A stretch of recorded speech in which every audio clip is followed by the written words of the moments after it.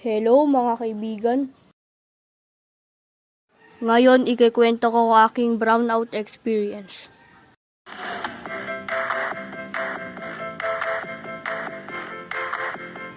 Bakit kaya brownout ang tinawag doon kung kulay black naman ang ating nakikita? Anyways, ito ang aking kwento. Ano kaya magawa? Hala, nawalan ng kuryente! Anong gagawin ko? Di ko alam kung anong gagawin ko that time. Natatakot din ako dahil madilim. Ba't parang may nakikita ako? Takbo! So ayun na nga't bigla akong tumakbo.